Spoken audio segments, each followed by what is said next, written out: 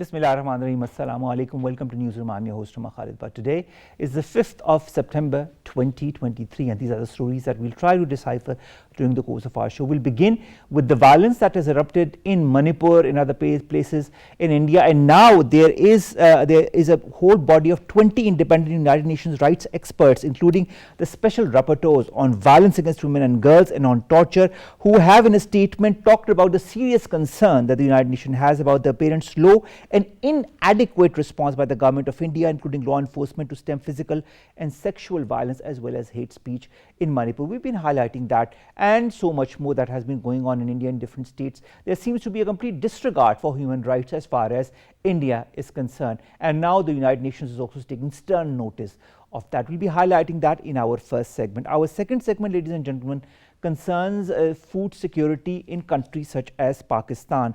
Now, the government of Pakistan, in collaboration with the Global Alliance for Improved Nutrition, otherwise known as GAIN, has launched the Pakistan Subnational Food Systems Dashboard. This initiative is, of course, launched to transform Pakistan's food systems to address the food security challenges. What are these food security challenges? How should we need to address them? And what should be the long-term and short-term strategies? This will be part of our discussion in the second segment. And finally, ladies and gentlemen, our caretaker Prime Minister, Mr. Kakar, talked to foreign journalists last night. We did broadcast this interaction today on PTV, where he talked about various different issues and challenges that Pakistan has. One of those is something that we'll be highlighting in our third story today, and that is the economic reforms. Whether it be the SIFC, whether it be the 25 billion or so US dollars that the Kingdom of Saudi Arabia will be investing in Pakistan over the next few years, and how Pakistan needs to move forward as far as the economic challenges that it is, of course, looking towards and engulfed in. This will be the highlight of our third story. Let's begin with our first, and that concerns Manipur, Indian human rights abuses, and of course the special notice that has been taken by a body of United Nations experts. More in the following report.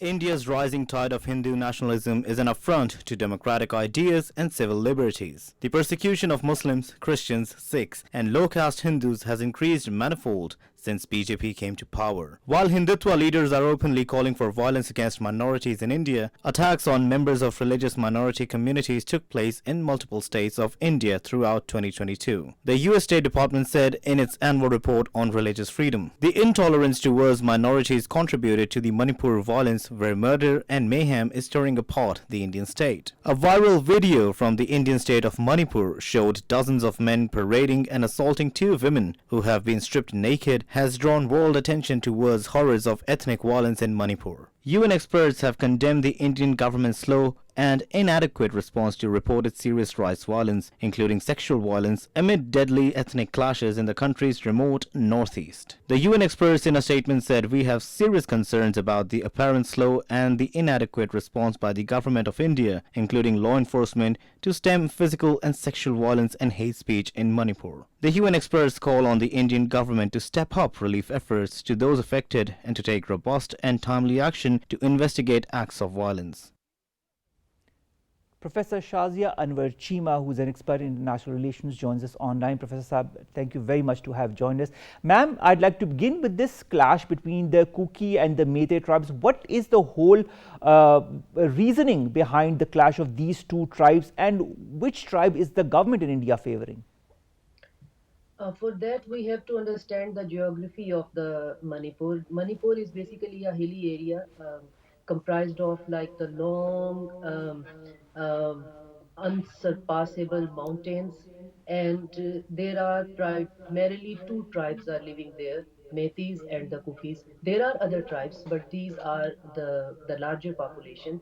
Uh, the Metis are basically the Hindu majority Manipurians, and the Kukis are the tribal area comprises of Christians, majority of Christians. And another thing which is very important to understand here is that the Metis are living in the urban settlements of the Manipur, and the Kukis are living in the hills of the Manipur, and with the lowest facilities because they are not urban, so they do not have proper infrastructure, proper healthcare, education system. They are scattered here and there in the hilly areas. The problem started when Manipur government decided to change the status of the Methi tribe. Methi tribe is not a scheduled tribe. Kuki tribe is a scheduled tribe. So Methi tribe wanted to go deep into the forest area, and that's the major conflict between both the tribes. So Kukis are the scheduled tribe, so they are living in a lesser urban environment with lesser facilities. They agreed to. They somehow living in the hills without proper facilitations. Metis who are living in the urban areas are demanding for the scheduled tribe status because they wanted to purchase the land further into the deep hills, because then there is another factor is that there is a loads of opium cultivation going on in the hilly areas, and these are also conspiracy theories. Nobody can confirm or deny that, but the conflict started from that by changing the scheduled status of the Methi tribe. So Methi tribe who are already living in the urban area, enjoying all the facilities of the urban environment and in majority and in the government, wanted to get the status of scheduled tribe, which Kuki tribes decided to retaliate, and that retaliation abrupt in such a strange way that the peaceful protests of Kuki tribes were turned out to be like the violent conflicts by Metis, because Metis have all the powers. I wrote in an article in Tribune, uh, and I quoted the fact that the 40,000 rifles and the guns were stolen from the state armory of the India, and those guns were seen into the hands of the Metis, because and that was very strange, because that means that state somehow was sponsoring the conflict, and were actually and were fueling the siding with the conflict. Metis basically because they represent the faction of the religion that the BJP government wants to promote, which is also part of the whole Hindutva philosophy or ideology or what you name it. But that results in this violence that we have been talking about since the 3rd of May, and this violence has gone to such an extent that it has included sexual violence and other forms of violence as well, and so much so, and the fact that Indian government has not taken the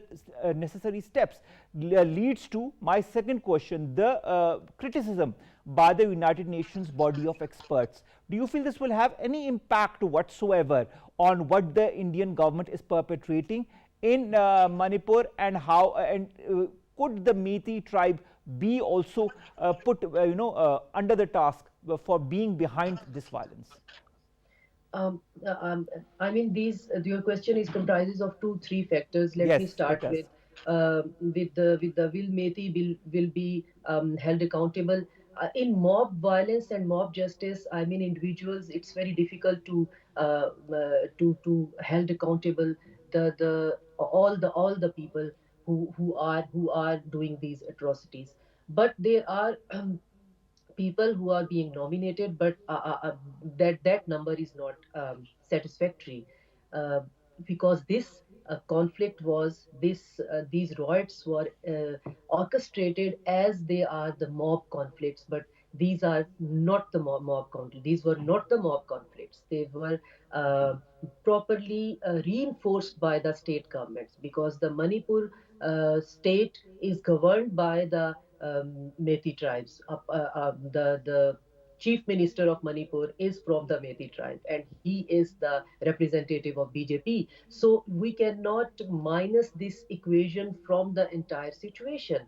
And then this leads to burning of the churches, and then this leads to gang rapes, then this leads to public humiliation of the women, and which is totally unprecedented, because cookies were having their peaceful protest for their fundamental right of being a scheduled tribe, and fundamental right of being the indigenous population of that area. Also, they were claiming to have some political role in the central government and in the state government.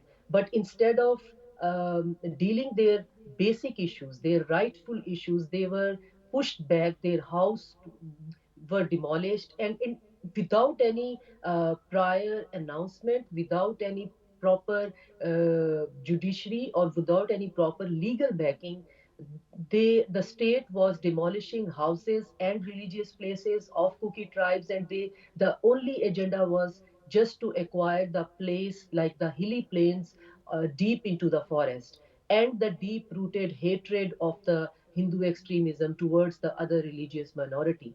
United Nation is skeptical, and we must be glad about that. And good for cookies. They are Christians. Whether they would be like the not the Christians and they happen to be Muslim or other, like the Sikh minority, I do not I'm not looking forward to see the same reaction, and we are experiencing it again and again. We have seen this in Indian Punjab. We are looking at this at day-to-day basis in Kashmir, Indian occupied Kashmir.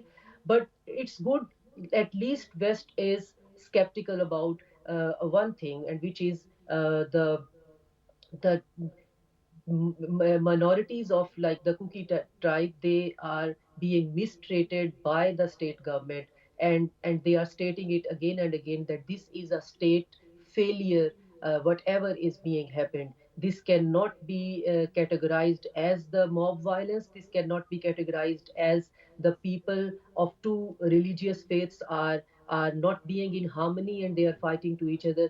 It is categorically and fundamentally related to the failure of a state, and state itself is providing aid and abating the Methi tribes. And when they were caught red-handed, they decided to announce, and as I have quoted before, that they announced that our armory has been stolen, and those rifles, those guns, which were supposed to be in the custody of the Assam Rifles, the law enforcement agency of the region, it was seen in the hands of the Methi tribes, and they were using those state armory against the minorities, against the Kuki minorities. But of So course, there these seems to be, Dr. things. Shazia, there seems to be a certain complicity as far as all of what is happening in Manipur is concerned. Now, we all know that India has been ruling the Northeast through this controversial Armed Forces Special Powers Act of 1958, which provides broad-based powers for the military and the paramilitary groups.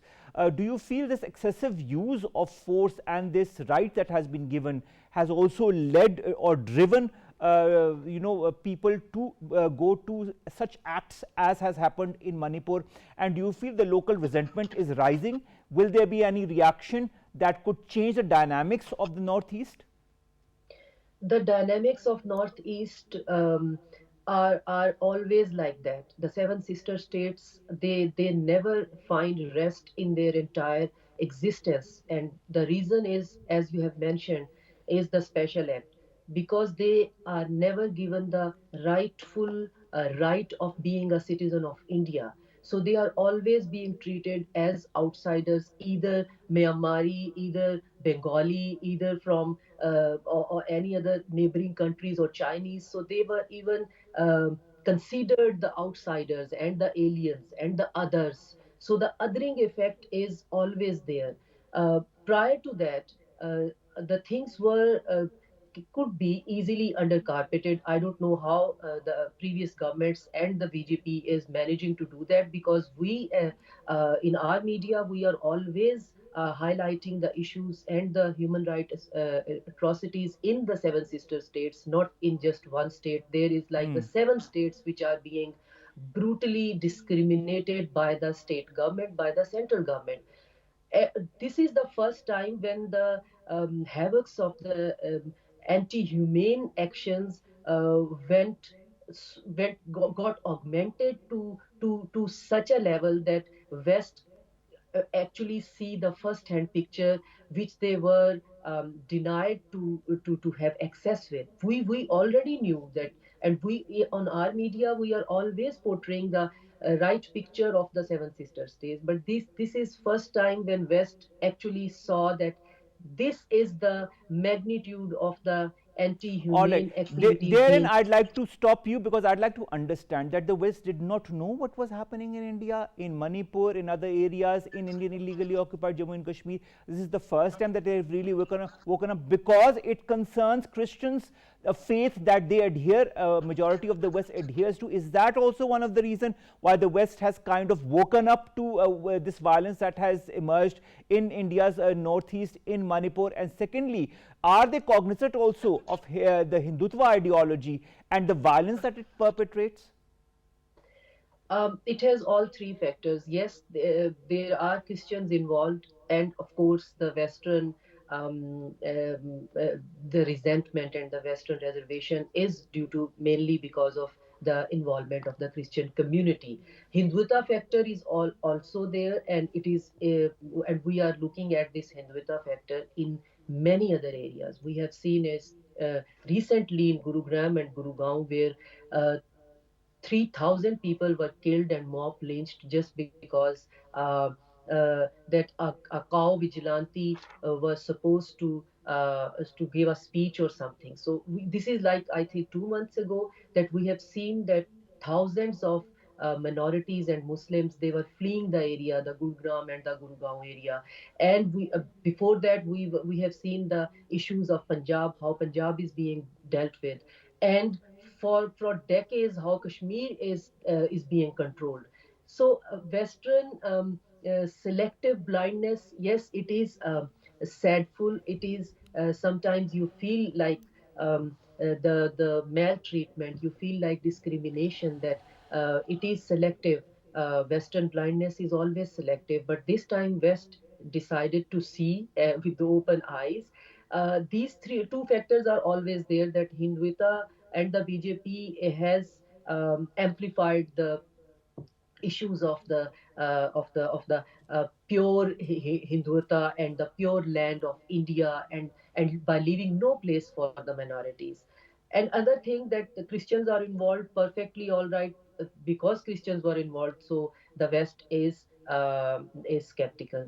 And the third reason is that India somehow is managing to put the things under the carpet, and Indian laws are not facilitating the media, international media, into the regions. There is no free movement in the Seven Sister States, just as in the Kashmir. So All right. international media presence is below zero in the northwestern territories of India. So that could be another reason. So this time they cannot deny it, because the volume of the brutality and atrocity was so high, that they were not in the place to deny the international media and the human rights organizations. And yes, West has seen it like the first time, the actual brutality which we are echoing again and again by sitting on these platforms, but our voices are never heard enough, that they could lead to a practical action. Well, Dr. Shazia, you know very well that the G20 summit is also happening this month in India. Let's see whether there will be some kind of a reaction on the human rights abuses in Manipur and other parts of India by the Western powers as well. This said, do you feel that these communal riots that happen in Manipur, in other parts of India, are also politicized deliberately to for gains in elections? We all know that elections are being held in India next year. Do you feel the BJP will use tactics such as these to garner votes?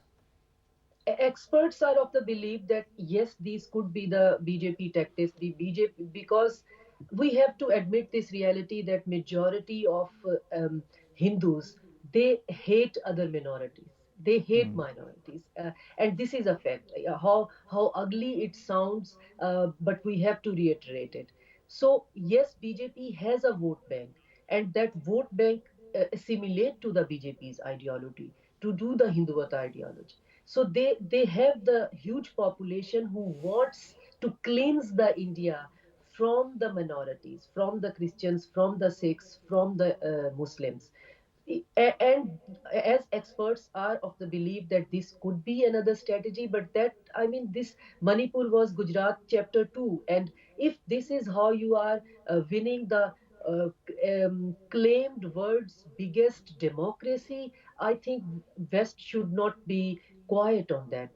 And West cannot be quiet on that, because after winning that election, the same government is going to claim in the entire world that they are the biggest democracy of the world. So we are the democratic government, and that's how they are going to acquire that democracy. And that happened in the Gujarat massacre as well, and that was also the preamble of an other upcoming election. So if this is the case, then I want this to be a conspiracy theory. I mean, my heart don't find it fit to believe that majority of Hindus are aligned with the I don't know, but mentality. you know, but when we look at what is happening, when we look at the videos, the shared stories that come from India, it really puts a lot of questions on the forefront as far as the BJP and the way the Indian government is moving forward in this whole, you know, aura of human rights abuses. This said, don't you feel Narendra Modi's? My next last question is it has two parts. Firstly, do you feel Narendra Modi has lost or is losing his credibility, because he's you know, on the one hand you see his long silence before he said anything on the Manipur incident.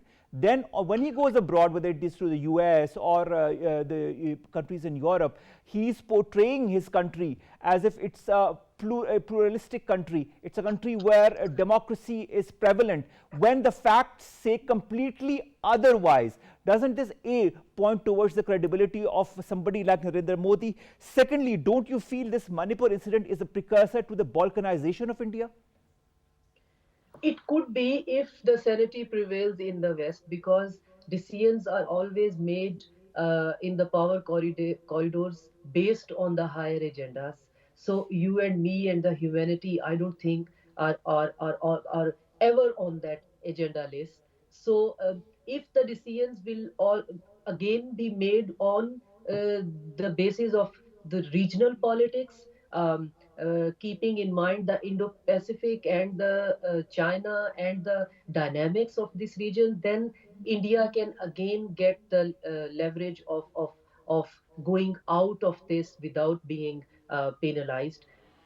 And also there is a fact that if this is the common Hindus mentality, then BJP is playing the right move, and BJP is going to win the next election. So it doesn't matter that how Narendra Modi looks as a humane figure, from the scale of 1 to 10. It doesn't matter if he wins the election, and he will again claim that he is having the world biggest democracy. It's That is so just true. up to the Western world to see the things properly. Are they No, going to? they see the reality, but they need to kind of now apply that in principle, in practical steps, to pressurize India to refrain from continuing what it has been doing all across India. Thank you so very much, Professor Dr. Shazia, Anwer, Cheema Sahaba, expert in international relations, to have joined us, to have talked to us about what is happening in Manipur, and of course the way the human rights abuses have been going on in different parts of India. The latest incident being which is happening in Manipur, and that is why a whole body of United Nations experts has now stood up and talked against this slow response of India as far as this incident is concerned. Let's come to our second topic, and that concerns food security. The government of Pakistan that has launched the Pakistan Sub's National Food Systems Dashboard in collaboration with GAIN, otherwise known as the Global Alliance for Improved Nutrition. More in the following report. Food security is also a national security challenge. Past experiences have shown that sudden spikes in food prices or food shortages can lead to social unrest and create tensions between provinces. In order to transform Pakistan's food systems to address food security challenges, the government of Pakistan, in collaboration with the Global Alliance for Improved Nutrition, has launched the Pakistan Subnational Food Systems Dashboard. In this regard, Pakistan Agricultural Research Council, Ministry of National Food Security and Research, and GAIN hosted the inauguration ceremony of the Pakistan Subnational Food Systems Dashboard. The Pakistan Subnational Food Systems Dashboard holds the potential to track the progress and accountability of action plans that support food systems transformation, support policymakers in strengthening the country's policy landscape, and ultimately benefit people at risk of hunger, malnutrition, economic and climate shocks, and environmental degradation. Earlier, the cutting-edge corporate agriculture farming as part of flagship project Green Pakistan initiative has been launched to take Pakistan's agriculture to new highs. Pakistan's agriculture needs have to be expanded both horizontally and vertically through use of quality seeds, modern irrigation, modern machinery, timely support of farmers, and use of modern technology. Now, to discuss this very important issue, we've been joined by Aamer Hayat Bhandara. He's a farmer and a co-founder of the Agriculture Republic and Digital Dera. Thank you very much to have joined us. I'd like to begin my first question regarding this subnational food system dashboard. How do you view this inauguration, this whole system, and how do you feel this goes to show Pakistan's government's ownership as far as strengthening Pakistan's food system transformation process? Thank you very much for having me. First, I think we need to understand what the food system is. If we simply say that sum of actors and the interactions along the value chain, the food value chain is food system. Like it involves all the people and activities that play a part in growing, transporting, supplying, and then eating food. When we talk about the food system dashboard, it actually gives a complete view of food system by bringing together data from multiple sources. And the food system dashboard currently has national level data for around 230 countries and territories. But the subnational data is more important because this will help the nations for key decision making and food system transformation to ensure their food security and then improve their productivity. Well, I think it's indeed a great support from GAIN that they put together the international resources and have consolidated data for our policy makers. And PRC indeed has a role which is representing the government here to help the governments at the national and the provincial level to form policies for the food security and the agriculture sector in future. All right. I mean, you talked about the importance of PARC, and I totally agree with you on that. Now, food security is a national challenge when it comes to countries such as Pakistan. Past experiences have also seen the increase in prices of food items. It has seen food shortages that could lead to social unrest or even create tensions between different provinces. How important in this context is the food systems dashboard, and how important is its implementation? Well, Omer, it is important to have accurate data. In the previous government, the elected Prime Minister announced that we have a bumper crop, but that was on the data reported by the department. But if we just look at the real data and the productivity, we are now short of our grains. Same is happening with all the crops. Data is very important for your food system and food supply chain. If you have accurate data, demand and supply, and what actually you need, you can help the local governments and the provincial governments to grow that type of particular food where that is more feasible and more productive. Like the wheat, if wheat is more productive in central and eastern Punjab, why we should not focus on that particular part instead of Sindh and the other provinces. So I believe we had data issues while reporting. I think if we have accurate data reported to the policy makers, this will help us to form the good and the more productive and efficient policies to be implemented at the very local level to help in ensuring the food security at all levels. We talk about this dashboard, but how can you, do you feel as an expert in this, this dashboard translate into a good food policy landscape for the country?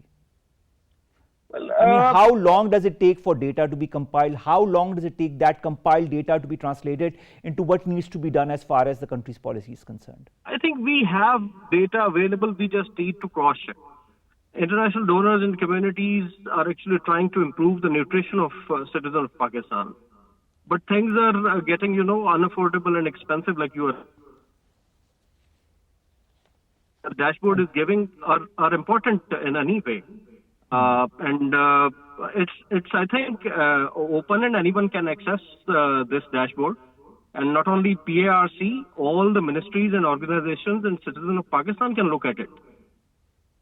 All right. Now, Aamer, I'd like to also understand in this whole context, there's also, we talked about the increasing prices. So, of course, food inflation is something also that laymen, citizens of Pakistan like yourself and myself are concerned with, because, of course, this is something that affects us directly. How can this challenge, in your point of view, be tackled effectively by this initiative? Again, I would say that if we have accurate data at all levels, we can help to identify those areas where we can invest and where we can improve the actions at the national and at the local level. I think. But Aamer, you know, we can of course use this data, but how long does it take, in your point of view as an expert on this, to translate the data into effective action as far as food inflation? For example, I'm just taking an example, food inflation is concerned. Will it take a year? Will it take a couple of months for us to take the necessary steps so that we don't deal with food inflation in the future? I don't think.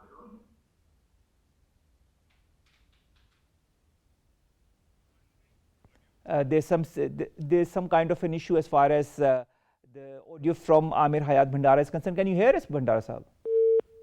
No, I think the connection has been lost. We are trying to get hold of Aamer Hayat Bhandara, who's co-founder of the Agricultural Republic and Digital Dera, and of course he understands food insecurity and food inflation much better than a lot of us do. But of course we are all concerned directly or indirectly by that. The government of Pakistan, in collaboration with the Global Alliance for Improved Nutrition, otherwise known as GAIN, has launched the Pakistan Subnational Food Systems Dashboard, which is launched to transform Pakistan's food system to address food security challenges. Pakistan Agriculture Research Council, that we've talked about during this discussion, otherwise known as PARC, Ministry of National Food Security and Research, and GAIN hosted this inauguration ceremony of this important dashboard. Of course, this dashboard is built upon the Global Food Systems Dashboard through collaborative efforts between GAIN, the FAO, the Johns Hopkins University, and the Columbia Climate School at the Columbia University. Now, the event has been inaugurated by Cabinet Retired Mohammad Mahmood, who is the Federal Secretary of Ministry of National Food Security and Research of the Food Systems Secretariat at PARC. This is now going to house the Pakistan Subnational Food Systems Dashboard that has recently been inaugurated. The Federal Secretary did highlight the importance of authentic data, and that is very important. That is what also we've been talking to Mr. Bhandara about. This authentic data can ascertain how much food we need, what kind of food we need in which province, and then to move towards the necessary steps in order to do the needful so that we can tackle issues such as food inflation, food insecurity. Now, Chairman PARC, also Dr. Ghulam Muhammad Ali, apprised the effort of all the stakeholders and development partners, especially GAIN, FAO, and the World Food Programme, which are all part of these are part of the United Nations, for their contribution in developing the prototype subnational food systems dashboard. Farah Naz, who is the country director of GAIN, has highlighted the importance of data and has ensured the support of GAIN, that is the Global Alliance for Improved Nutrition, in future policy review and formulation. And future policy review is extremely important in the whole context of the data and how to address this data in the correct manner. Now, the country leadership from the FAO, the World Food Programme, and GAIN did also give technical insights in Pakistan's research gap and data collection challenges. Research gap and data collection challenges is something that this dashboard wants to address, and inshallah will address in an effective manner. And this is very important for a country like Pakistan, where we need to know in which province which crops are needed, which crops are being produced to a large extent, which are not, and how to address those, and which province needs what, and how can we ascertain that, and which kind of crop is produced more abundantly so that other provinces can use them. So it's a data that can be used very effectively for the whole country to address challenges such as food inflation or food insecurity. Now, climate resilience and economic prosperity are also two things that are very important. We've seen how Pakistan has also gone through the 2022 floods and how that impacted our agriculture system. This year also, floods have impacted Pakistan's agricultural system in different areas of the country, and that is also something that this dashboard could address effectively, because it will make the leaders or the farmers in different areas or in different provinces of Pakistan understand what we need to do to confront challenges such as climate change that Pakistan is directly confronted with, other issues, of course, food security and inflation that we've talked about. So this dashboard becomes all the more important and pertinent in the whole context of Pakistan being an agricultural country and relying on agriculture as a major pillar of its economy. This is what needs to be done. And of course, in this whole content, climate change also is something that we have seen. It has made agriculture vulnerable to extreme weather events such as flood, droughts. We've talked about that in 2022, which have had a devastating impact on agricultural potential, as we've seen in the floods that have impacted the farmers and their produce as well. Many agricultural research centers have been established in Pakistan in the past, but many of them have become unproductive after the 1960s. This food system dashboard can be utilized to bolster agricultural research, production, effectiveness, so that we can, in a couple of months or a couple of years, be more reliant as far as our own produce is concerned. Also, storage facilities, cold chains can be improved for the smooth movement of agricultural output and food within the country and make trade with outside world efficient. We all want to be export oriented, so we need to have enough to not only strengthen our own populace but also to export. The LIMS, or the Land Information and Management System Center for Excellence, has also been launched that focuses on transforming how farming is done in Pakistan. That in conjunction with this important dashboard could prove to be a game changer as far as Pakistan's agricultural sector is concerned. Of course, that and Green Pakistan initiative as well. Three things: LIMS, Green Pakistan, and now this dashboard. So let's wish and hope for the very best as far as our Pakistan agricultural sector is concerned. Let's come to our last story, ladies and gentlemen. And our last story concerns a briefing that was given to foreign journalists or journalists that work for foreign media agencies in Pakistan. It was given by our caretaker Prime Minister, Mr. Kakar. He spelled out different things, different challenges that Pakistan is confronted with, but I'd like to concentrate on the economic reforms. Now, as far as the economic reforms is concerned, there are 2-3 things that are extremely important that Mr. Kakar highlighted. Firstly, he talked about the investment of up to $25 billion by the Kingdom of Saudi Arabia that is expected, and that will be coming, of course, in a phased manner, but that is also extremely important. Then he talked about the privatization of 2 or more power distribution companies in the next 6 months. That is also an extremely important step that is going to be taken. Then he talked about the IMF $3 billion loan program that was taken in the last few days of the previous government, and the continuity of the policies as has been signed or ensured by the previous government needs to be also tackled by the current caretaker government. That is also important.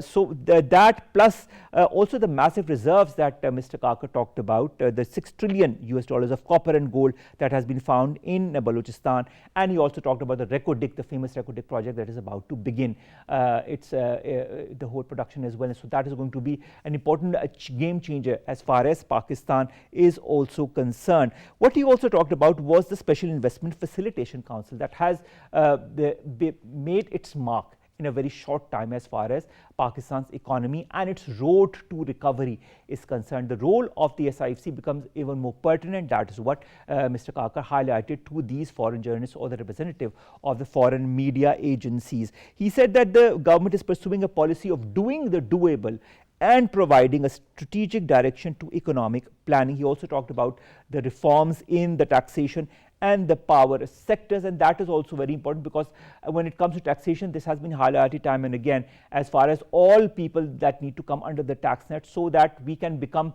more reliant from our own resources and rely less on lenders such as the IMF.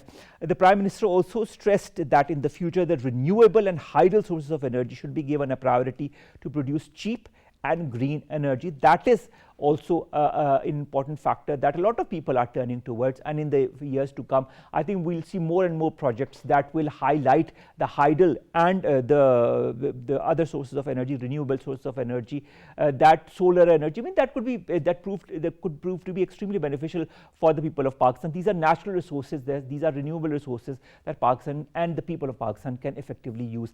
Economic reforms are extremely important for a country like Pakistan, and that is what this caretaker government is also aiming to achieve through the strategies that had also been taken by the previous government through the SIFC, or now the $25 billion that have been announced by the Kingdom of Saudi Arabia in different phases to help Pakistan, and of course the whole mining sector that is going to be extremely beneficial for Pakistan and Pakistan's economy as well. Let's hope for the best, and let's see Pakistan rise up to all of the economic challenges and completely do a turnover in the coming years. With that, ladies and gentlemen, we come to an end of today's newsroom. We'll see you inshallah tomorrow with new story segments that pertain to us, you and Pakistan. Stay safe.